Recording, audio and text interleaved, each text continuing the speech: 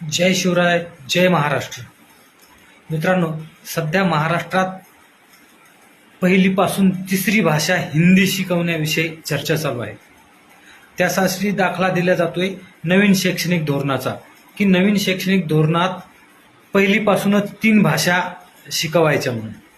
खरं तर पहिलीपासून 3-3, 4-4 भाषेचं लहान मुलांना ओझं नको, आणि शिकवायचीच असेल तिसरी भाषा तर ती ऐच्छिक असावी. दुसरी भाषा सुद्धा ऐच्छिक असावी, परंतु चला ज्ञान भाषा म्हणून ती स्वीकारली, आता त्याच्यात बदल नको म्हणून तिथपर्यंत ठीक आहे. परंतु तिसरी भाषा ही ऐच्छिक असावी आणि तिचं पहिलीपासूनच ओझं नको. त्यातली त्यात हिंदी ही महाराष्ट्रात तर अजिबातच नको. विरोध हिंदीला म्हणून नाही, हिंदी आपली मावशी आहे, देवगिरी लिपीतली भाषा आहे, हिंदीविषयी ममत्व आहे, परंतु तिला सक्ती करण्याची गरज नाही. किंवा उत्तर भारतातील लोक महाराष्ट्रात राहत आहेत, त्यांच्या मताचं राजकारण म्हणून जर हिंदी लागू करायची असेल तर त्यालाही 100% विरोधच असेल. खरं तर तिसऱ्या भाषेलाच विरोध असणार आहे.